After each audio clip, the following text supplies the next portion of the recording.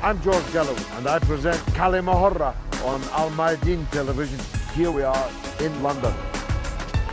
I speak my words freely, either in Parliament, on television, here on the streets of London.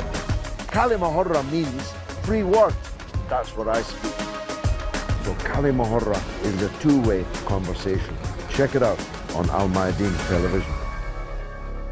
Welcome to كلمة with me, George Galloway, coming to you from London on Mayadeen television, but discussing Iran and China. Could hardly be further away geographically, yet the 25-year strategic partnership just signed by those two countries, both of them to an extent the enemy of much of the Western world, may have lasting consequences for all of us. You may say it's the law of unintended consequences kicking in. If you ostracize, sanction, display military aggression towards two countries at the same time, the logical thing is that those two countries will be forced to draw closer together. That's what's happened between Russia and China. It's what's happened between Russia and Iran. And now it's what's happened between the beleaguered Islamic Republic of Iran and the world's second most powerful economy, most populous country, the country to which the future surely belongs, has been forced into Iran's corner as a strategic ally. Don't underestimate the use of the word strategic. This is not explicitly a military alliance, but strategic is more than a here today, gone tomorrow relationship. This is not a flirtation. This is a marriage between Iran and China, from which both hope to gain a great deal of happiness, as anyone who gets married intends to do. The Iranians will provide energy, oil in particular, to the Chinese at specially discounted rates. China will provide Iran with massive investment in Iranian infrastructure, in all kinds of infrastructure, including the internet, for example. Both parties hope to benefit mightily. And so it's a fair bet that the United States, Great Britain, the European Union are kind of hoping that it fails. Maybe they'll even, or some of their friends will, try to make it fail.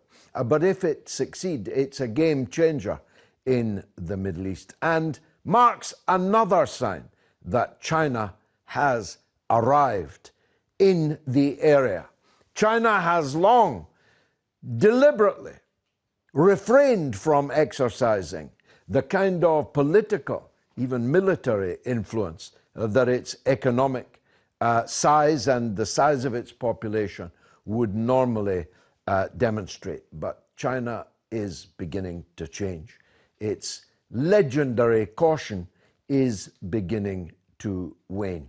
And with the waning of that caution, they're ready to put their nose, their hand, their feet into places that anger the United States a very great deal, and Iran angers the United States more than anywhere else. Quite irrationally, you may say, but undeniably.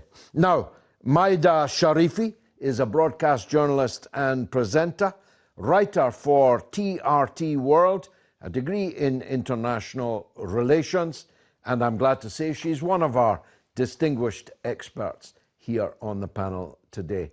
Maida, how do you calculate or calibrate the importance of this deal? Thank you for having me, George. I believe the deal definitely has some symbolic value in terms of diplomacy. The US, particularly under Trump and his maximum pressure campaign, have attempted to diplomatically isolate Iran. And from Iran's perspective, this deal is more of a message to the United States, like, look, you've tried to diplomatically isolate us, but we've just made a deal with one of the most powerful and global economies in the world. However, at the same time, just following on from what you said, it is more of an intention of where these relations can go in ideal circumstances. And those ideal circumstances will, of course, be with the uplifting of US sanctions. I don't think it's in the best interest of both Iran and China to return back to the nuclear deal and have the sanctions lifted. However, it is definitely an intent, but I wouldn't say it is an axis of resistance of any kind. It has happened in the backdrop of the US international policy of imposing sanctions over Xinjiang, and of course, inheriting the sanctions from Trump.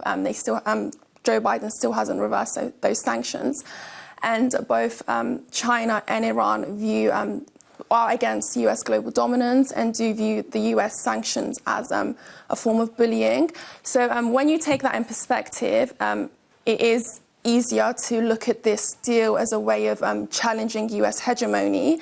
And it's definitely symbolic of that. But I think China will be more hesitant about replacing the global order or US hegemony in the region. But I'll get back to that a bit later. I'm sure you will. Duncan Bartlett, you're a very considerable expert in the region, editor of Asian Affairs magazine, research associate at the School of Oriental and African Studies and the China Institute at University College London, and with a journalistic and broadcasting career before that. It is a memorandum of understanding rather than a contract, isn't it? It's an MOU, it's a signal of intent, as Maida says. Will it bear out in reality, do you think, in the way the Iranians obviously hope? Well, two things in particular strike me about this deal, George. One is how long-term it is, and secondly, the very large amount of money involved. It's a 25-year comprehensive strategic partnership. You know, the Chinese, they love to talk about 5-year plans, 10-year plans, 25-year plans, century-long plans. So they do think long-term in terms of foreign policy. And as you mentioned in your introduction, China is becoming more assertive globally as a result of its economic rise, and particularly under the leadership of Xi Jinping. The second thing is the sheer amount of money involved.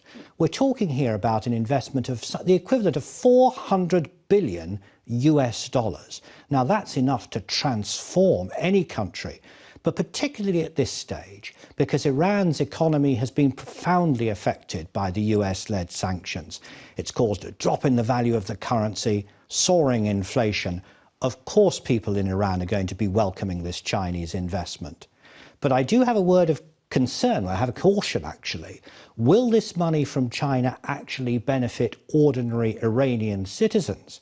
Because this sudden big influx of foreign money, will it just benefit the elite and those connected with the oil industry? How far will it reach? Heaven forfend something might just benefit the elite. Iran would be unusual if that were to happen. Zaid Alisa, another expert, political analyst, Middle East expert and writer, and activist for that matter. Do you share Duncan's anxiety on that front, and how do you see this deal?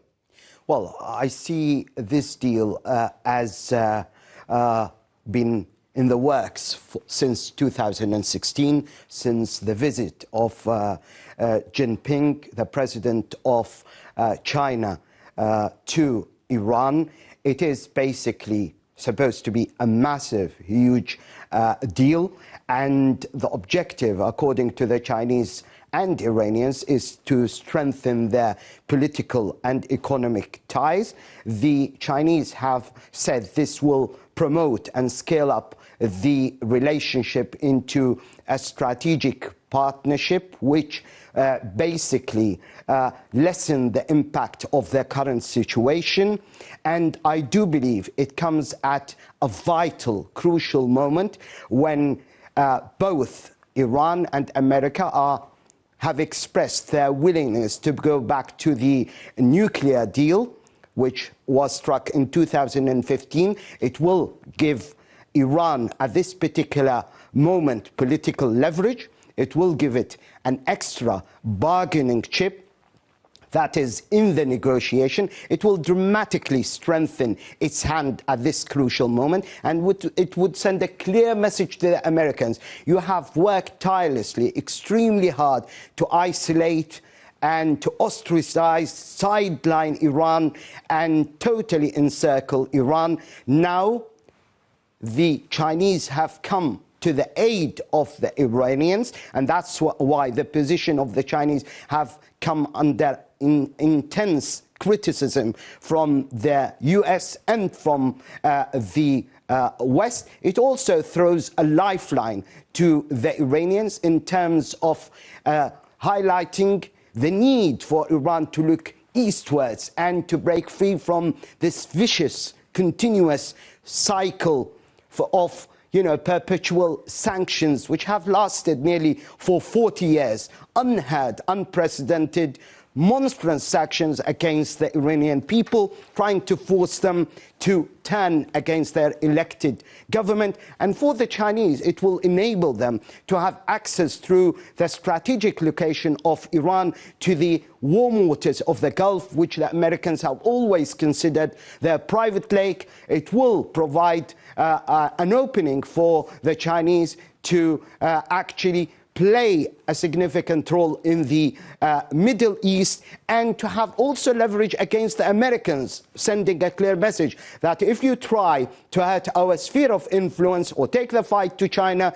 we are willing and ready as well to counter that and respond and take the fight to your area or sphere of influence. One last important point we mustn't forget is that although China relies on Saudi Arabia for energy, but what has been viewed and seen clearly is that this is not a secure and safe source of energy, because Saudi Arabia has been basically playing to the American tune. If the Americans say jump, then Mohammed bin Salman and King Salman will say how high.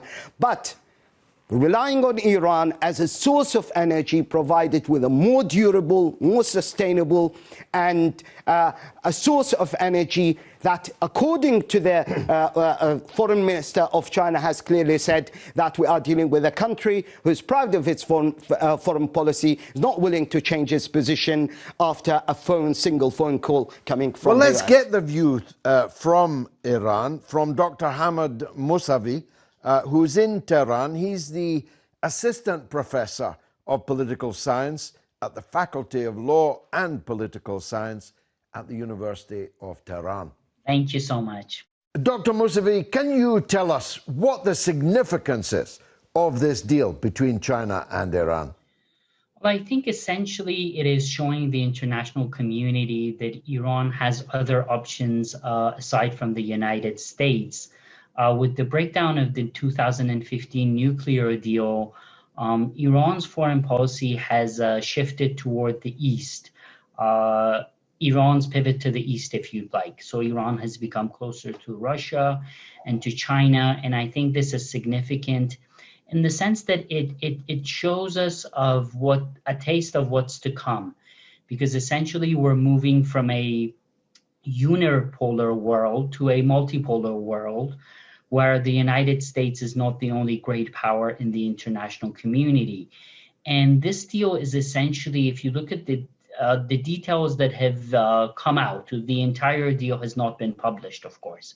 But the details that have emerged shows that China is going to invest hundreds of billions of dollars in Iran, and Iran is going to sell its oil to China for the next 25 years. And of course, this is in defiance of US sanctions. So in that sense, I think it is also going to give Iran leverage when it is negotiating with the United States regarding the resurrection of the Iranian nuclear deal. There's kind of almost always going to be sanctions of some kind between the United States and Iran. So will the success of this deal depend on the level of US sanctions? I think it is definitely going to be impacted by US sanctions. Nevertheless, even right now, where the Iranian nuclear deal is essentially in shambles, Iran is actually able to export its oil to China. And we're hearing reports of 800,000, 900,000 barrels a day being exported to China as we speak. So I think the sanctions are going to make life difficult. Nevertheless, they're not going to make the implementation of the deal impossible. We have to also look at this deal not only through an economic lens, because the deal also entails military and security cooperation. And I think in this regard, this is what has been causing alarm in Washington. They have seen this deal as a cause of concern. And I think the reason for that is because they are understanding that essentially the so-called maximum pressure campaign of the Trump administration, what it has done is it has pushed Iran towards the Eastern camp. Does this deal end the dollar's hegemony in the world?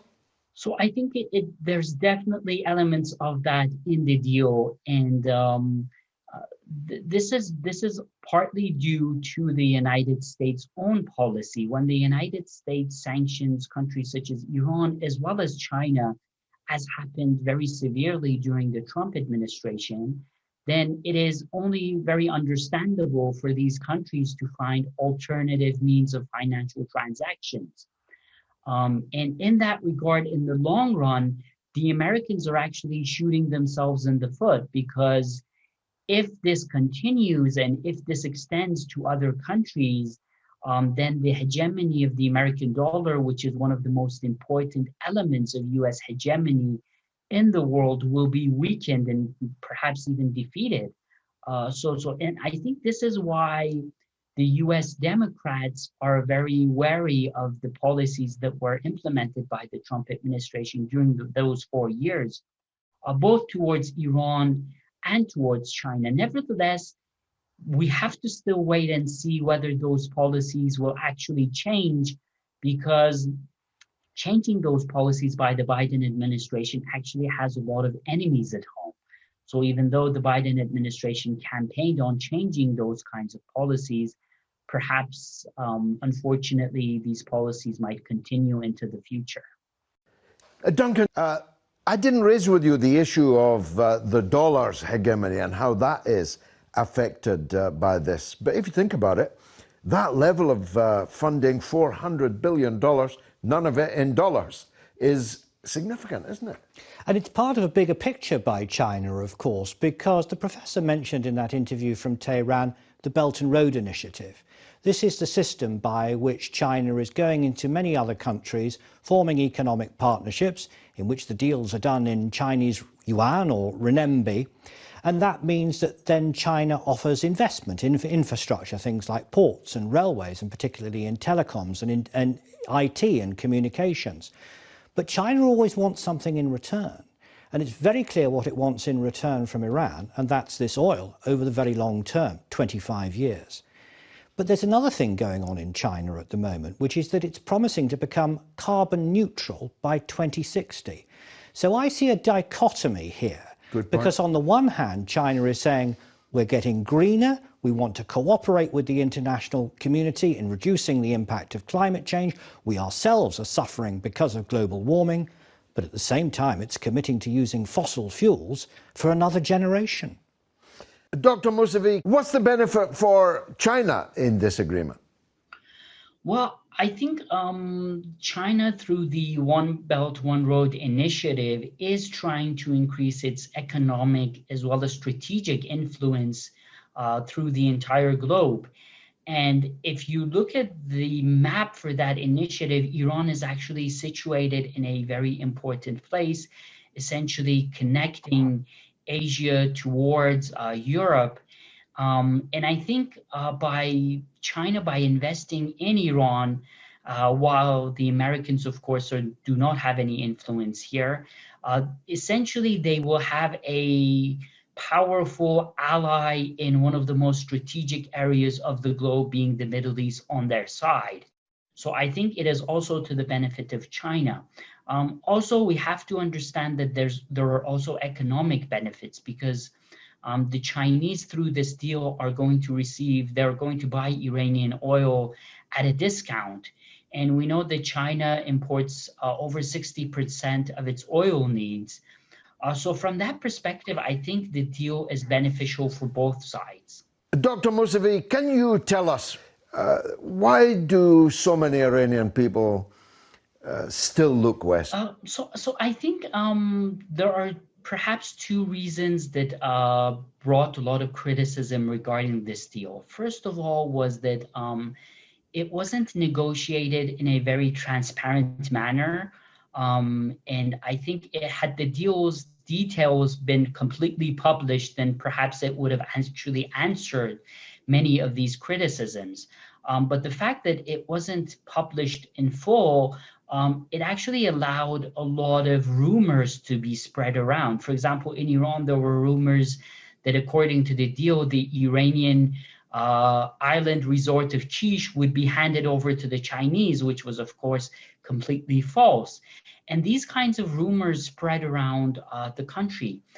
The second issue was that this deal was supposed to be reached a year ago. And I think had this happened, many of the criticisms we're seeing today would not have taken place.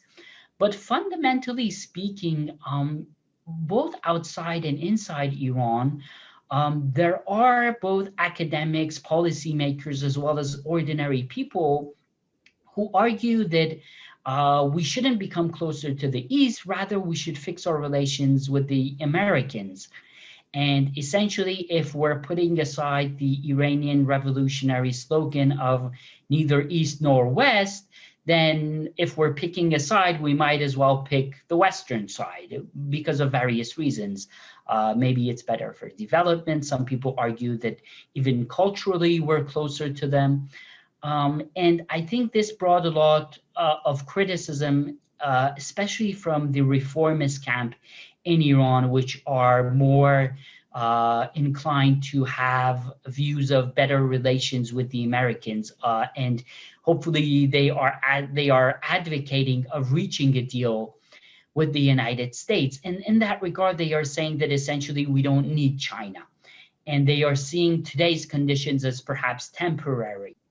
And because of those issues, there was a lot of debate within Iran of whether this deal is beneficial to Iran. There was also questions of perhaps it was bringing Iran under the so-called quote-unquote sphere of influence of China. And we have to understand that from Iran's perspective of historically being invaded by great powers, Iranians are very wary of, coming under the influence of a foreign power. And the so-called rumors that of saying that, Kish Island was either being handed to the Chinese. There was also rumors that Iran was handing over all the fishery it had in the Persian Gulf to the Chinese.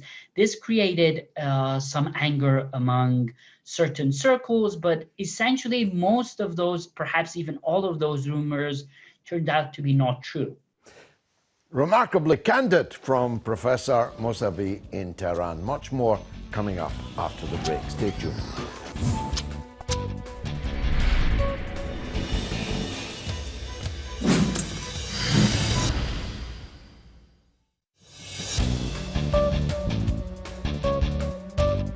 You're watching Kalima with me, George Galloway, on Al Mayadeen television, coming to you from London, but discussing Iran and China.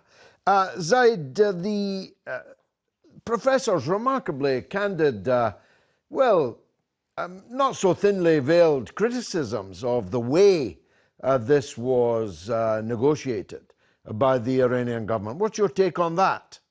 Well, I do believe it's a fair point, and some Iranians are genuinely scared, let's say, of secretive negotiations taking place, and they have guarded against anyone meddling or interfering in their internal affairs, and they have proved dramatic resilience in actually standing up to anyone who wants to compromise or make any concessions which would jeopardize their national security. I do believe that negotiating and keeping their negotiations secret is actually a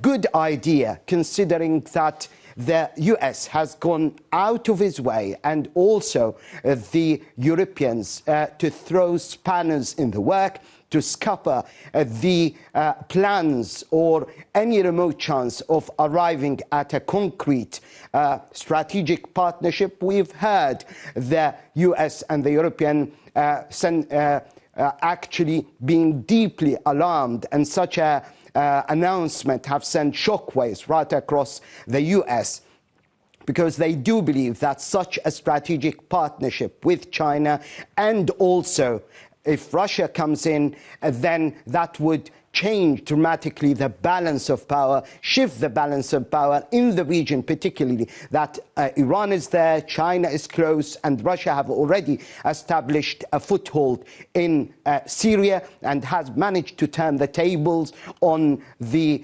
Saudi-driven initiative to topple the government in Syria and to install a puppet government. That's why I do believe that in those sort of circumstances, and let's not forget that even when America negotiated, because before the 2015 nuclear deal and the negotiations took place in Oman, they were actually highly secretive, because they knew fully well that if Saudi Arabia knows about it, then it will try every trick in the book, go to any length to actually sabotage, torpedo such negotiations. So it is important to bear that in mind, although I do believe that some details of this strategic partnership should be actually declared to the Iranian people, although I do believe that a lot of the accusations of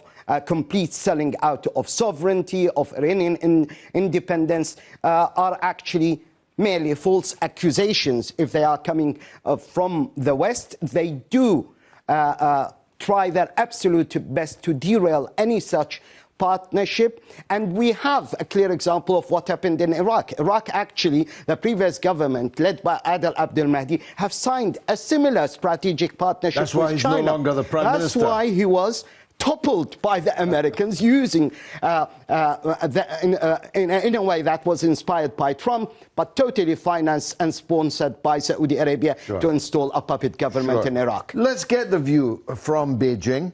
Dr. Einar Tangen is a political and economic affairs commentator. Dr. Einar, welcome to the show. George, it was a pleasure. Doctor, from your standpoint, what's the significance of this deal between China and Iran?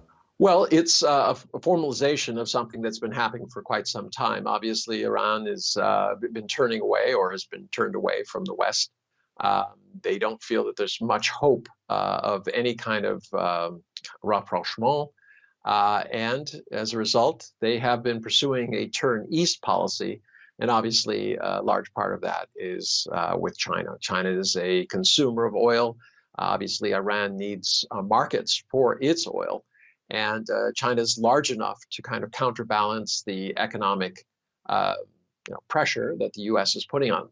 For China, Iran is strategically located. It gives another outlet through the borders to get to other areas that eventually leads to North Africa, the Middle East, and also Europe. So it's strategic for both sides. It's been a while coming. There's not always been a very smooth relationship between Tehran and Beijing. But it seems that under the pressure, both feel from the United States that they are coming together. This is probably the exact opposite of what Washington intended, but you see the same things happening with Russia as well. Well, speculation says that China is going to invest $400 billion in Iran, and in return, Iran will sell China oil at a discounted rate. But that's about all we know, even if that is necessarily entirely true. Why is it so opaque, this whole thing?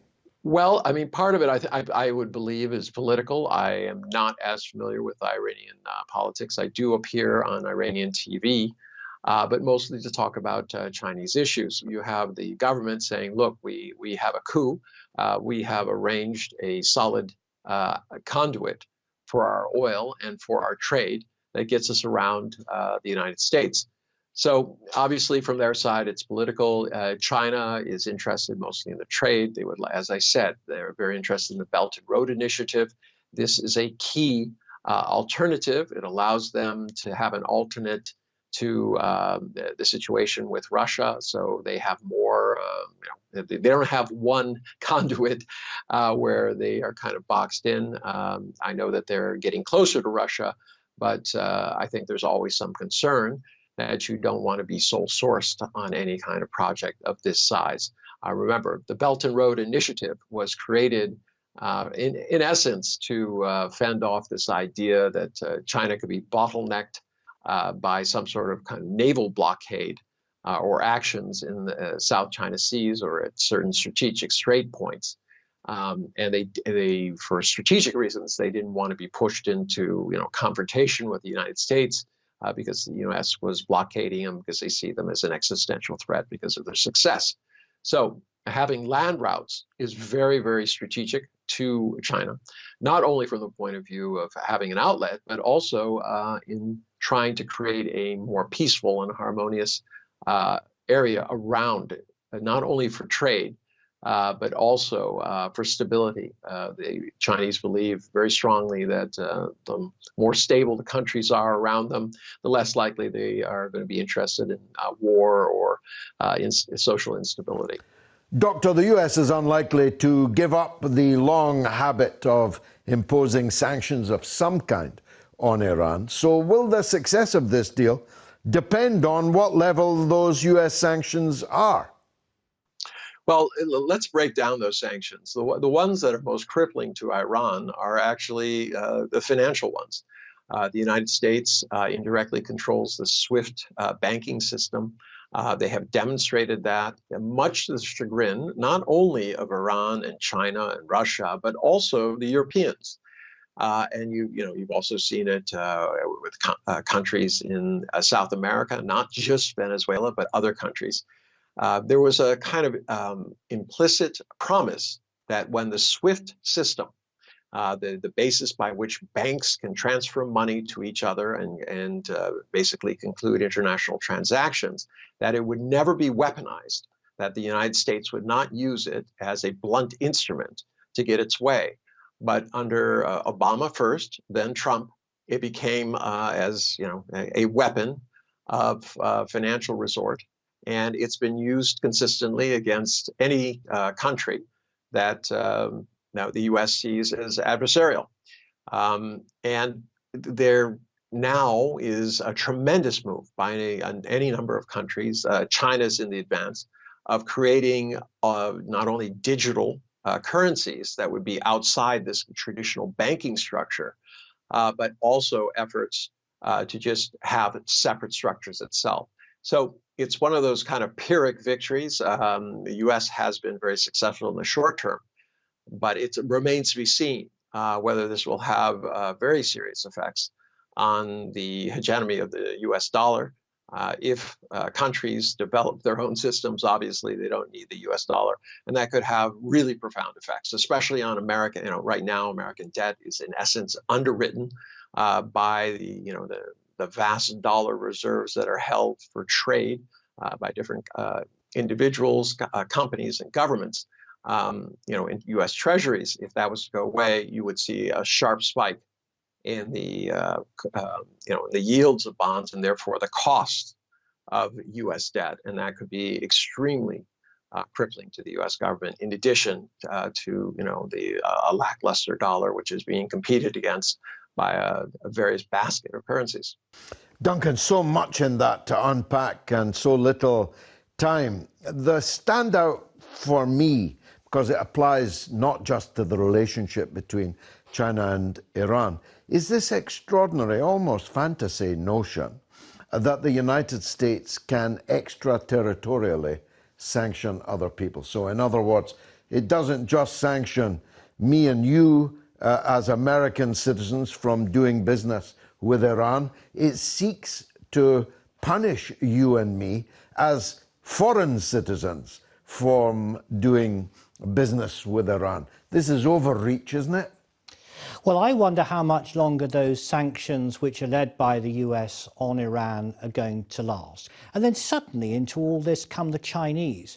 People were asking, well, why isn't there more details about this comprehensive strategic partnership? I think I understand why. Of course the Chinese want to keep their cards close to their chest at this time because they don't know, and nobody knows quite yet, what's going to be the outcome of those negotiations in Vienna.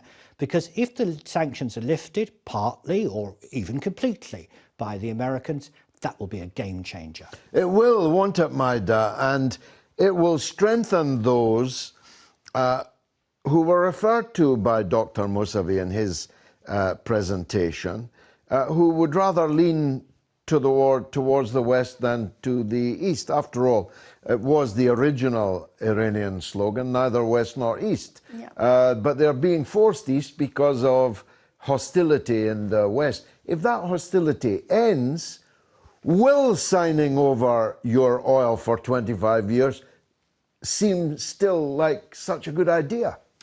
Well, when you look at it in retrospect of the Middle East, it is a good idea because China has similar deals with Saudi Arabia, Iraq. It's increased its imports from Qatar and the UAE. And Saudi Arabia has actually emerged as a top supplier of oil for China. So I think it would still be relevant. But of course, Javed Zarif this year has reiterated that they don't want to look north, east, nor west. But again, the sanctions force them to look east. I don't think this deal will completely go out of the window. I think, again, it is a signal of intent of what will happen once the sanctions are removed.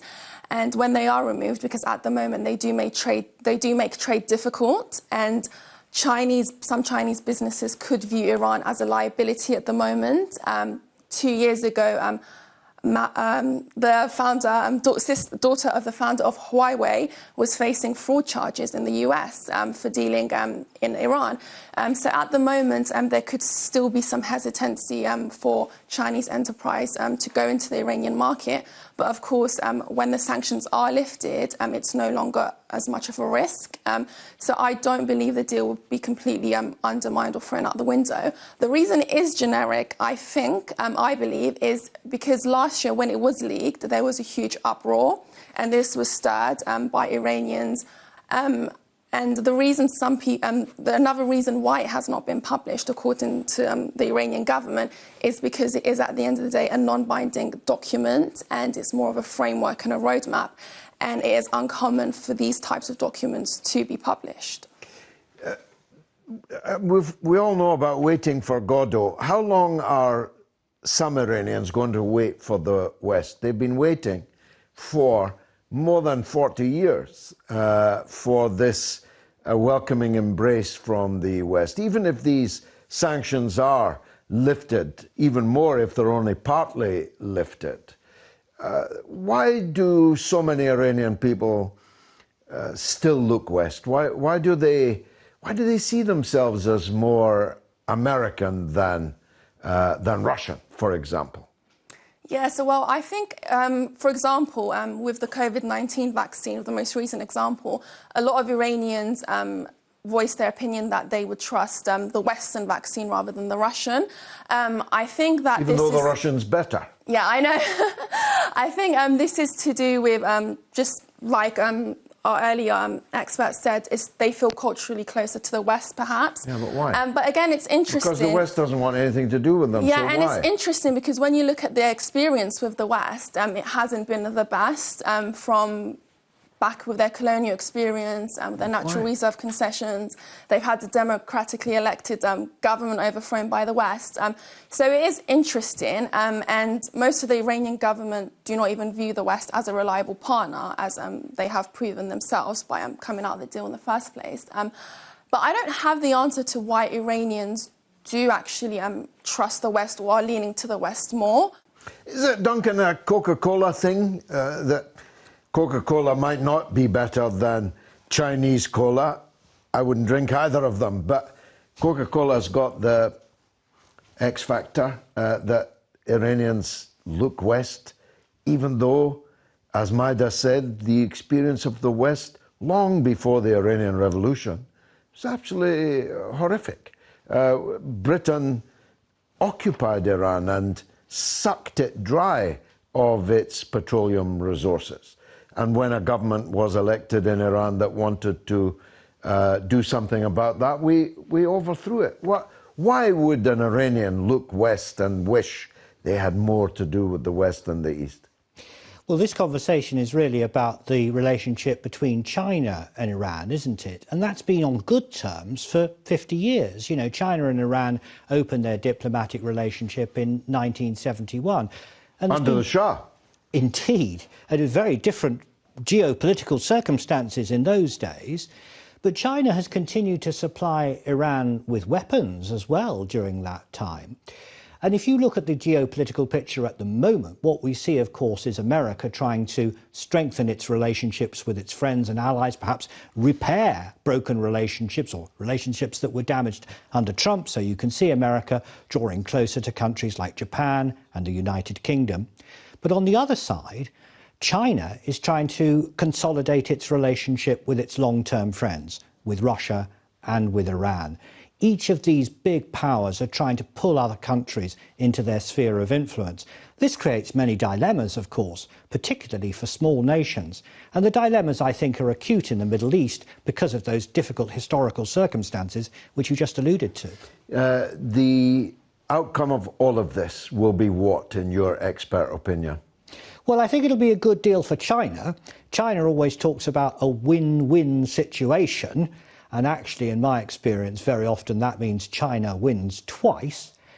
It's easy to see what the short-term benefit for Iran is, which it means that it's going to be able to get that money to come in to rebuild its infrastructure.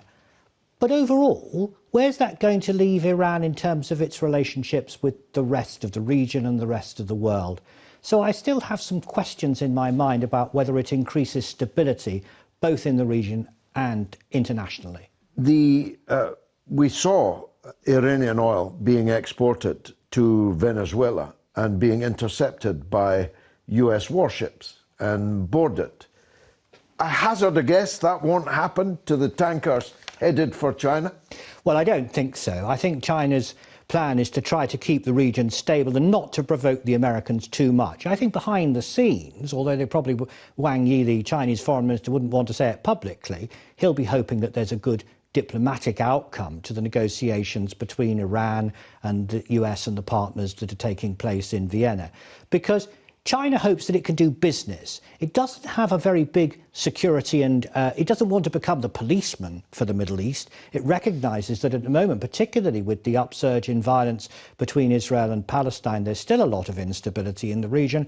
It would just quietly like to maintain its relationships, do the business and still be kept in respect by the leaders, even if there's a change in leadership in Iran, which we expect later on this year. Quietly, but less quietly than before. That's fair enough, isn't it? It is more assertive. It is definitely trying to win friends and influence people. Doctor, part of the agreement is using the Chinese currency, the yuan, instead of the dollar. Is this the beginning of the end for the dominance of the dollar in the world? Well, yes, and it would have to be because you want to get around this, the current SWIFT system. China has one bank that deals extensively with Iran, and they're in essence sanctioned by the U.S., but they don't care because they don't do any business outside that relationship. So yes, by widening the relationship and doing it in yuan, I mean, this is the first step, major step. That China is taking to create an international yuan. Remember, China is the primary trade relationship for over 120 different countries. Just sheer logic will tell you that the idea that you and I are trading, but we're going to trade in a third currency, and each one of us is taking a certain amount of forex risk, the exchange rate risk, while the transaction is being completed, if that currency is not seen as stable, right, then there's no reason to use it. And right now, the dollar, it does not look tremendously stable with the kind of debt that's out there, with inflation knocking on the door, whereas China has a viable economy. Actually, the inflows, FDI inflows over a period of a couple of years has been $3 trillion. Working economy, has dealt well with COVID, both in terms of the medical and apparently also very well in terms of the financial. Knock on wood, there's always something that could go wrong, but so far they've had a very good handle on things. That's what gives people confidence. And if you want to get right down to it, money, paper money, is a fiat, and it depends on confidence. So yes, this deal is advancing, the internationalization of the yuan, in particular the electronic yuan, because I do believe that in the details later on you'll find that this is the way to do it. Zaid, the outcome of all of this will be what, in your view? I do believe that the sanctions, albeit not all the sanctions, because America has been dragging its feet about actually separating or distinguishing between sanctions which had been imposed because of the nuclear issue and other issues like human rights and so-called, which has been used as a weapon by America in order to use it and exploit it against those countries who do not toe the American line. I do believe that both China and Russia has learned their lessons. They have learned the lesson the hard way. They've seen America impose those relentless monstrous sanctions against Iran on and off for the last 40 years. And they were willing to actually adhere to the American will, comply with America, and participate in those sanctions. Now they have seen clearly that when Iran has abided by the terms of conditions of the 2015 nuclear deal, it was the only power actually who stuck to the terms and conditions. We've seen the Europeans actually being happy, sitting on the fence, not carrying out their obligation, playing part of the good cop role while Trump was playing the bad cop role. We've seen that Russia and China now witnessing and seeing clearly that the sanctions are expanding, and the Americans are widening the net of the sanctions, and they haven't been restricted only to the Trump administration. Maida, the last word to you. Do you think this is all going to work out? And if it is, what will its long-term impact be on Iranian society and indeed on, as you touched earlier, the relationship between Iran and its neighbours? I think in terms of Iran and its neighbours, I don't think China would do anything to jeopardise its relationship with neighbours in Iran that Iran finds hostile, for example, Israel and Saudi. So China also has very good relations with Israel and Saudi, and of course Israel was a bit annoyed at the deal. And going forward, I think the deal can materialise in a very beautiful way, as it has with Qatar, Saudi Arabia, etc. But that all depends on whether sanctions are uplifted. At the moment, so there is this consensus that Iranian oil is being sold to China through Malaysia, so it gets rewrapped mid-ship as Malaysian oil. And recent figures that have coincided with the signing of the deal shows a huge increase in imported Malaysian oil. And if that Malaysian oil is in fact Iranian oil, then we are already seeing the benefits of the deal. But I believe the deal will show its true fruits once we lift the sanctions, and it's both Iran and China have made it clear is in both their interest, and China is. Have you any idea what the discount on the oil is? I mean, because a discount of X% might look like a good deal for Iran today, but if sanctions are lifted, that discount may not look like a good deal for Iran tomorrow. I don't have much information on the discount. No one and really does, Chinese no. Foreign Ministry himself said there's no end goal, there's no numbers, etc. A lot of the numbers that have been coming out, whether it's the $400 billion deal, etc., they've not been really sourced quite well, so no one really has much information on the numbers specifically. And people are still actually trying to find out how Iranian oil even reaches China. So yeah, I have no idea on the numbers at the moment. Duncan, you any idea? No, of course. You see my point? That a discount today might not actually be in your interest tomorrow. Well, exactly, and that's why I think the details of this deal have been left to speculation. But I mean, you know, $400 billion, who's going to check where that money's been spent? That's the key thing, isn't it? So let's say, for example, China says, well, what we'll do first of all is we'll rebuild your telecoms infrastructure. Does that mean Huawei comes in and builds masts all around the Iranian cities? Is that going to work? And then what are the implications of that? Because one of the things that the Chinese often do with their own telecommunications network is that they use it as a means to spread the government's messages. They also use it as a means to track the activities of their citizens. You make me laugh. Is that what the Iranians intend to do as well? Perhaps the Iranians will act like every other government in the world acts. And perhaps the elite in Iran will benefit more than the poor, as happens in every other country in the world. Thank you, Duncan. Thank you all. I've been George Galloway. This is Al Mayadeen Television, where kalima horra is the word of the day. Thank you for watching.